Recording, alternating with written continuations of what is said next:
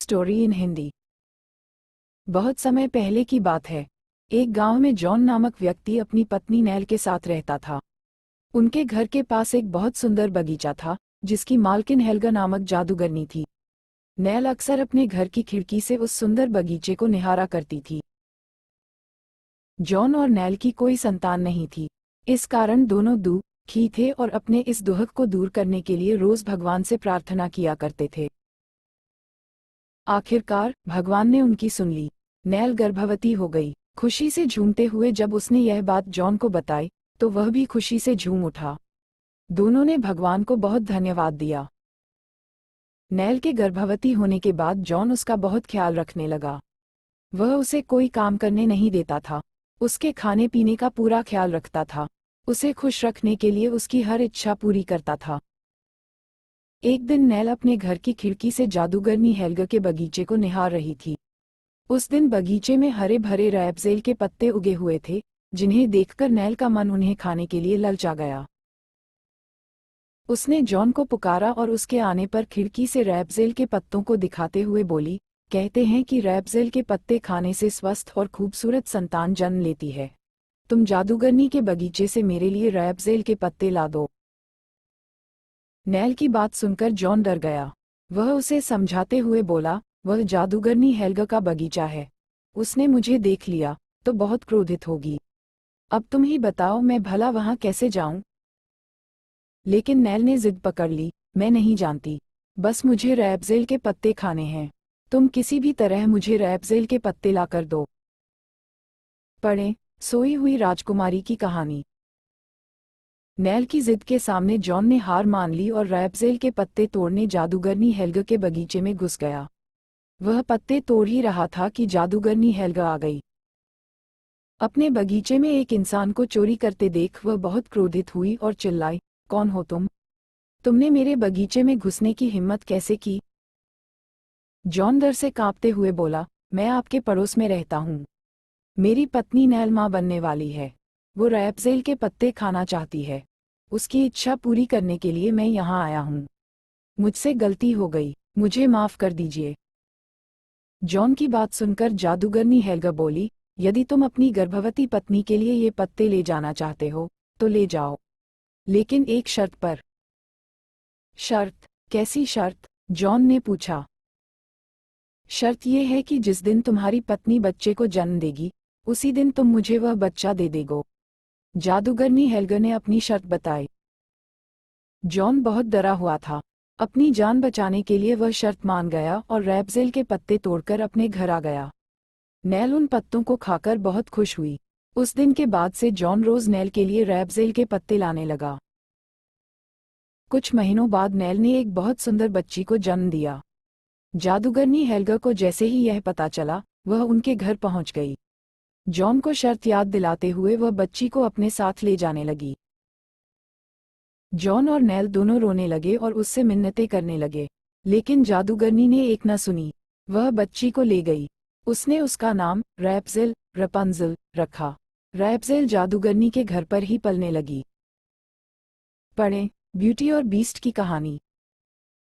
वह जैसे जैसे बड़ी, वहां एक ऊंची मीनार में उसने उसे कैद कर दिया। उस मीनार में न दरवाजे थे, न ही सीढ़ी, बस एक खिड़की थी। रैपज़ेल के बाल बहुत लंबे थे। जब भी जादूगरनी को रैपज़ेल के पास जाना होता, वह मीनार के नीचे से चिल्लाती, रैपज़ेल रैपज़ेल अपने बाल छोड़ो। रैपज़ेल खिड़की से अपने बाल नीचे लटका देती और जादूगरनी उन बालों के सहारे ऊपर चढ़ती और खिड़की के रास्ते मीनार के अंदर चली जाती। जादूगरनी का रैपज़ेल के पास आने का समय निश्चित था। वह रोज दोपहर रैपज़ेल के पास आती और उसे खाना देकर चली जाती। बाकी पूरे समय रैपज़ेल मीनार में अकेली रहती थी। धीरे धीरे समय बीतने लगा। कई वर्ष बीत गए। रैपज़ेल 18 वर्ष की हो गई थी। इतने वर्षों में वह एक बार भी मीनार से बाहर नहीं निकली। उसकी जिंदगी कैदी के समान थी। रैपज़ेल रपंज़ल बाहर जाना चाहती थी, दुनिया देखना चाहती थी, लोगों से मिलना चाहती थी, दोस्त बनाना चाहती थी, लेकिन जादूगरनी के डर से वह घुट घुट कर जी रही थी। जब वह बहुत दुखी होती, तो मीनार की खिड़की पर बैठकर गाना गाने लगती। उसकी आवाज़ बहुत सुरीली थी। उसकी आवाज सुनकर पेड़ पौधे झूमने लगते, चिड़िया चहचहाने लगती। एक दिन एक राजकुमार जंगल में शिकार करने आया। मीनार के पास से गुजरते समय उसे किसी के गाने की आवाज सुनाई पड़ी। वह रैपज़ेल थी, जो मीनार की खिड़की पर बैठकर अपनी मधुर आवाज में गा रही थी। रैपज़ेल का गाना सुनकर राजकुमार मंत्रमुग्ध हो गया। वह एक पेड़ के पीछे खड़ा होकर गाना सुनने लगा। लेकिन कुछ ही देर में गाने की आवाज बंद हो गई और एक कर्कश आवाज उसे सुनाई दी, रैपज़ेल, रैपज़ेल, अपने बाल छोड़ो। पढ़ें, मेढक राजकुमार की कहानी। राजकुमार ने देखा कि एक बूढ़ी बदसूरत औरत मीनार के नीचे से चिल्ला रही है। उसके चिल्लाते ही सुनहरे बाल नीचे आए और वह उसे पकड़कर ऊपर चढ़ने लगी। थोड़ी देर बाद वह बूढ़ी बालों के सहारे ही नीचे उतर आई और चली गई। वह बूढ़ी औरत जादूगरनी हेल्गा थी, जो रैपज़ेल को खाना देने आई थी। राजकुमार सुरीली आवाज वाली लड़की से मिलना चाहता था, इसलिए वह भी मीनार के नीचे जाकर चिल्लाने लगा, रैपज़ेल, रैपज़ेल, अपने बाल छोड़ो। और देखते ही देखते सुनहरे बाल नीचे गिरे और राजकुमार उन्हें पकड़कर मीनार के ऊपर पहुंच गया। खिड़की से अंदर जाकर जब उसने सुनहरे बालों वाली लकड़ी रैपज़ेल को देखा, तो देखता ही रह गया। पहली नज़र में ही उसे रैपज़ेल से प्यार हो गया। उसने रैपज़ेल, रपंज़ल, को अपना परिचय दिया और उससे ढेर सारी बातें की। उसने रैपज़ेल का गाना भी सुना। इतने सालों से मीनार में अकेली रह रही रैपज़ेल को राजकुमार से मिलकर और बातें कर बहुत अच्छा लगा। राजकुमार ने कहा कि वह उससे रोज मिलने आया करेगा। उस दिन के बाद से वह रोज रैपज़ेल से मिलने आने लगा। धीरे धीरे रैपज़ेल को भी राजकुमार से प्यार हो गया। एक दिन राजकुमार ने रैपज़ेल के सामने विवाह का प्रस्ताव रखा, तो वह मान गई। राजकुमार रैपज़ेल को मीनार की कैद से बाहर निकालना चाहता था। उसने उससे पूछा, क्या तुम्हें यहाँ से बाहर निकलने का रास्ता मालूम है? मुझे इस बारे में कुछ भी नहीं पता। जादूगरनी हेल्गा मेरे बालों के सहारे ही ऊपर आती है, रैपज़ेल बोली। ऐसे में मैं तुम्हें यहाँ से कैसे बाहर निकलूंगा? राजकुमार सोचने लगा। तब रैपज़ेल बोली, तुम अब से रोज थोड़ा थोड़ा रेशम का धागा लेकर आना। उससे मैं यहाँ से नीचे उतरने के लिए सीढ़ी बुन लूंगी। पढ़ें, सिंड्रेला की कहानी। उस दिन के बाद से राजकुमार जब भी रैपज़ेल, रपंज़ल, से मिलने आता, साथ में रेशम का धागा भी लाता। राजकुमार के जाने के बाद रैपज़ेल रेशम के धागों से सीढ़ियां बुनने में जुट जाती। जिस दिन सीढ़ियां बनकर तैयार हुई, रैपज़ेल बहुत खुश थी। वह दिन उसकी आज़ादी का दिन था। वह बेसब्री से राजकुमार के आने का इंतजार कर रही थी। इस बीच जादूगरनी हेल्गा उसे खाना देने आई।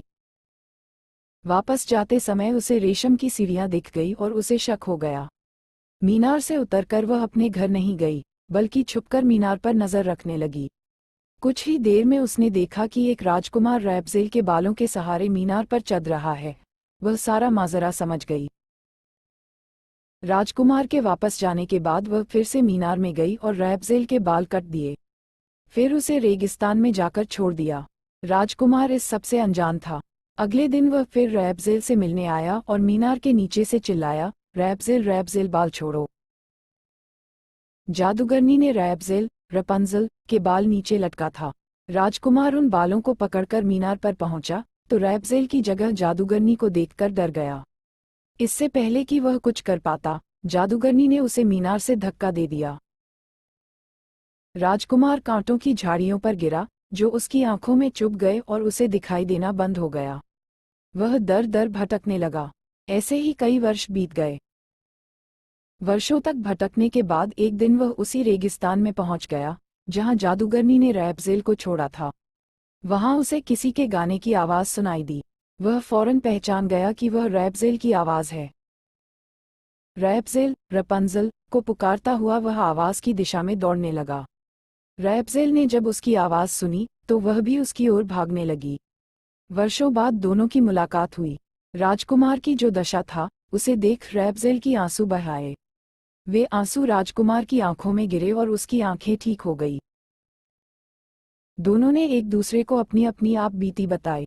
रैपज़ेल ने जब राजकुमार को बताया कि वह जुड़वा लड़के और लड़की का पिता बन गया है, तो वह बहुत खुश हुए।